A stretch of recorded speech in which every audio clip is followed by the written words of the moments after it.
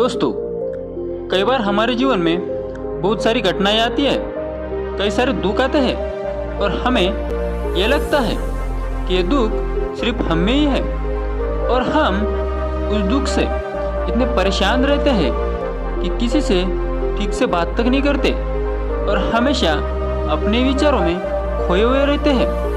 कई बार हमारी चिंता इतनी बढ़ जाती है कि हम आत्महत्या करने की कोशिश भी करते हैं। दोस्तों, आज एक कहानी के माध्यम से जानते हैं कि दुख हमारे जीवन में क्यों आता है और हम इस दुख से कैसे छुटकारा पा सकते हैं। एक गांव में एक किसान था जो अपने दुखों से बहुत दुखी था। किसी ने उस किसान को बताया कि तुम अपने दुखों के समाधान के लिए महात्मा बुद्ध की शरण में जाओ, वह तुम्हारी सभी दुखों का समाधान कर देंगे। यह सुनकर वह किसान महात्मा बुद्ध की शरण में चल पड़ा।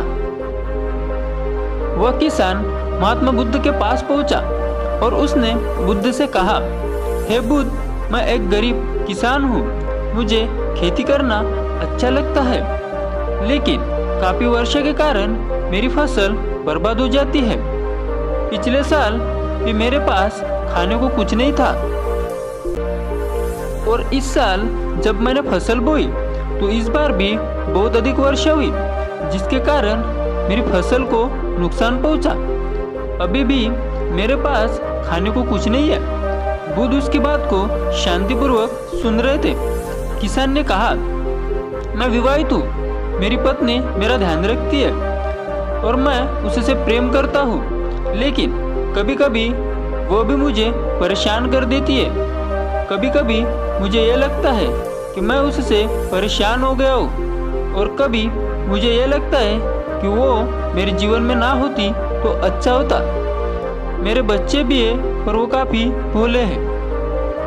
मेरे बच्चे भी कभी कभी वे मेरी अवहेलना कर देते हैं और कभी तो वो मेरी बात तक नहीं मानते, तो मुझे ऐसा लगता है कि मानो वो मेरे बच्चे ही ना हो।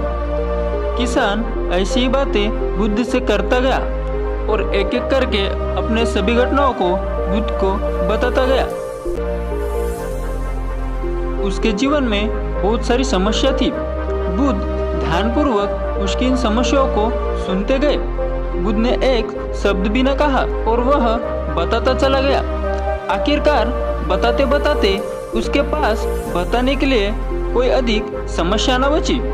अपना मन हल्का कर लेने के बाद वह चुप हो गया और प्रतीक्षा करने लगा कि बुद्ध उसे कुछ बताएंगे, लेकिन महात्मा बुद्ध कुछ भी ना बोले। उसने बुद्ध से कहा कि मैं आपके पास आया हूँ, क्या मेरी समस्या का आप समाधान नहीं करेंगे?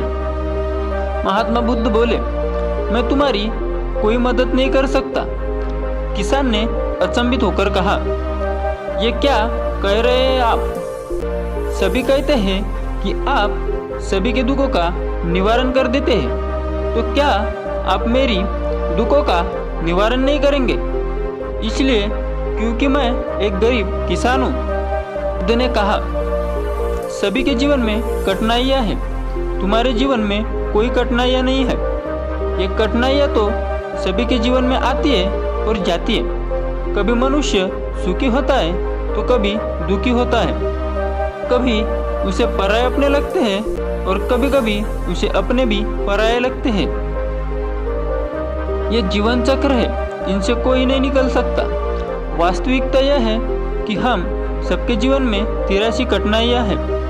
मेरा, तुम्हारा और यहाँ उपस्थित हर व्यक्ति का जीवन समस्याओं से ग्रसित है। तुम इन 83 समस्याओं का समाधान नहीं कर सकते और ये कोई नहीं कर सकता। जीवन का कोई भरोसा नहीं है। एक दिन जिन्हें तुम चाहते हो वह तुम्हें छोड़ देंगे और चले जाएंगे। मैं भी तुम्हारी इन समस्याओं का समाधान नहीं कर सकता।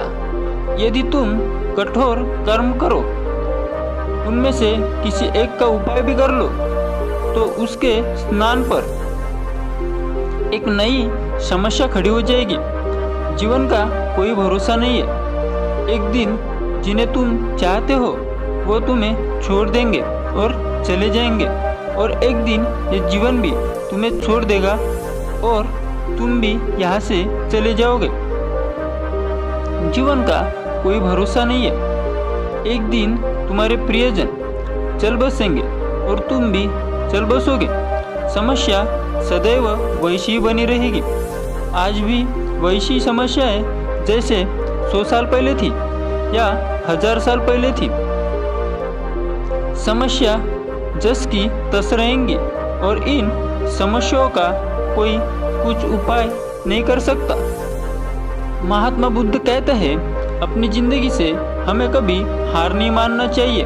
दुख सबकी जिंदगी में आता है और सुख भी सबकी जिंदगी में आता है, मगर सुख जिंदगी भर के लिए नहीं रहता और ना ही दुख जिंदगी भर के लिए रहता है। इसलिए दोस्तों, आप परेशान ना हो। दुख भरे समय में यह महत्वपूर्ण है कि आप अपने आसपास के लोगों से सहायता मांगे और बातचीत करें। आत्महत्या करने की कोशिश करना बिल्कुल गलत है और हमें इसे नहीं करना चाहिए। हमें मानसिक स्वास्थ्य की देखभाल करनी चाहिए और पॉजिटिव चरणों की ओर बढ़ने का प्रयास करना चाहिए।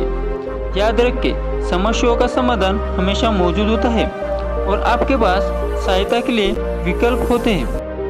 दोस्तों, आशा करते हैं आपको इस कहानी से बहुत कुछ ज्ञान की बातें सीखने को मिली होंगी और ऐसे वीडियोस के लिए हमारे चैनल को सब्सक्राइब करें। धन्यवाद।